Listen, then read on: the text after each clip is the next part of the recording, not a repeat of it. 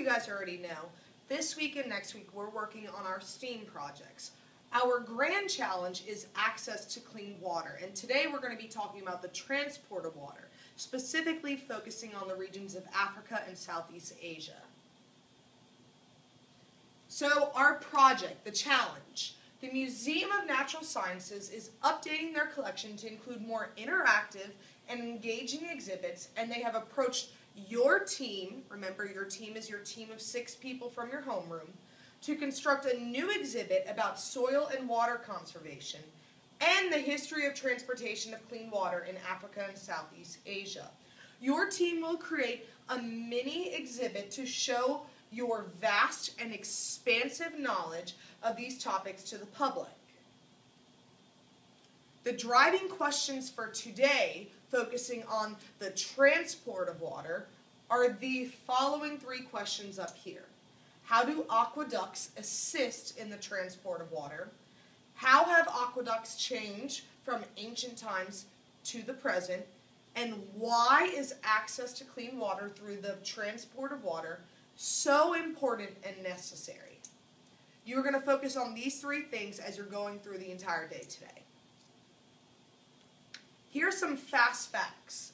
40% of people in Africa lack access to clean water, and 53% of people in Asia lack access to clean water. In many cities, 15 to 40% of water is lost to leaking in pipes. So 15 to 40% of all the water is lost because in the pipes. It doesn't even get to the homes or wherever the desired location is supposed to be. Nearly a billion people are lacking safe drinking water around the world. 2.7 billion are lacking adequate sanitation. 800 people die every single day from waterborne diseases. Here is just a picture to spark your imagination. Look at this for 30 seconds and think about what it makes you feel, what your emotions are, what is going on.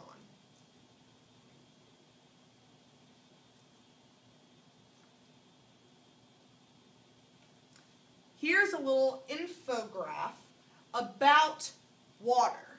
3.4 million people die each year from a waterborne related disease. This is almost the entire city of Los Angeles. It's equivalent to that many people dying. 780 million people lack access to clean water. That's more than 2.5 times the United States population. These are huge numbers we're talking about. Water transportation.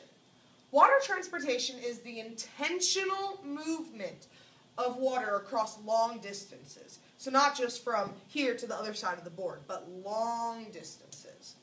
There are 3 main types: aqueducts, container shipment, and towing. We, for this project, are going to focus on the transport of water through aqueduct systems in Africa and Southeast Asia. Aqueducts. An aqueduct is a water course constructed to convey water. In modern engineering, aqueducts are any system of pipes, ditches, canals, tunnels, and other structures for the purpose of transporting water. In ancient times and today, aqueducts were used for irrigation and to supply drinking water. Here's an example of a canal. So you can see over here you have, vegetation and other things, but here right through the middle is the canal. We're going to also look at a couple different examples of aqueducts and the engineering behind them. So they're a little bit different. Here's an aqueduct and it's in a spiral. Here's an aqueduct. This is more modern than the one we just saw previously. Here is a bridge system aqueduct, and that's kind of what the Romans did in their modeling and engineering of it. Here's an aqueduct from the top all the way down here to the bottom. This one uses gravity to get water from point A at the top all the way to the desired point of point B. This is an ancient versus modern aqueduct. You can see there's some different things going on where in modern times this is a treatment plant. When you're doing your research today, you'll learn a little bit more about the differences between these two different systems. Ancient aqueducts. So we're going to talk about a couple different ancient aqueducts, and we're going to first start with the Roman Empire. So they're very well known throughout the studies of ancient Rome, and we even studied them when we studied ancient Rome. Roman aqueducts were built in all parts of the Roman Empire, from Germany to Africa. Remember, the Roman Empire expanded over vast amounts of territory. These aqueducts were used for public baths, drinking water, and irrigation. Remember, think back to what we previously studied about public baths. These aqueducts set the standard for the engineering of aqueducts throughout the ancient world and the modern era. So this was the basis and the foundation, and we've expanded on that since then. Bridges built in stone with multiple arches were common features of Roman aqueducts, just like that one picture we just saw previously. Ancient aqueducts, this is now focusing on India. The Indian subcontinent is believed to have some of the earliest aqueducts. The massive aqueducts were supplying irrigation water to irrigate their crops and their land. These also supplied royal bathtubs with water. Ancient aqueducts. Persia.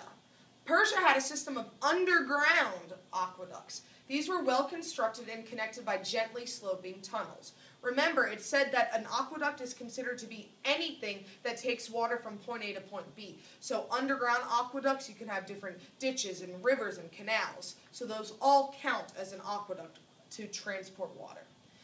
They relied on gravity, so they had the destination lower than the source. So just like from point A to point B in that one where it went down the hill, they had the destination, let's say a house, lower down than the source of the water, so point at the top, so it would go down using gravity. Ancient aqueducts, Jordan. Throughout Petra, Jordan, engineers took advantage of every natural spring and winter downpour, so downpour of rain, to channel water where it was needed. Examples of major water transportation projects that are current. The Grand Canal of China, finished in the 7th century A.D. California Aqueduct near Sacramento, California. And the Great Man-Made River, a vast underground network of pipes in the Sahara Desert. So why Africa and Southeast Asia? We are researching and designing aqueducts for Africa and Southeast Asia because these are two regions of the world that need access to clean water through the transport of water very desperately. We saw the numbers and the statistics about a lot of areas from 40% to almost 60% don't have access to clean water. So we're designing something and aqueduct systems for these regions to help assist them with that process. Today's guidelines for your research. Today you'll be doing research about aqueducts. You will type your research in directly to your research sheet where you can download that from my website.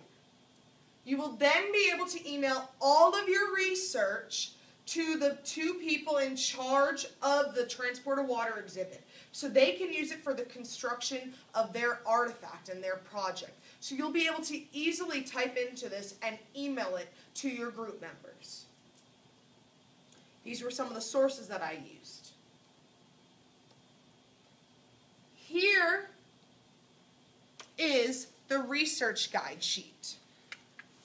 It very clearly shows you the source where you need to go. So you would first go to this website, and then you have a task. Your task for the first one, for example, is write the name of each aqueduct and one fact about each of the 10 featured aqueducts. For your response, you will just come right in here after you download it, and you can just write. So I'm going to write number 1, for example. And then I would go on to explain this aqueduct was called, and continue going on. Each of these have a source and then a task. You will write underneath response what you are responding, what the question is asking. So there are 10 of them. For number 7, you just go to the website and press begin to design the aqueduct. You are not having to do a response for this one.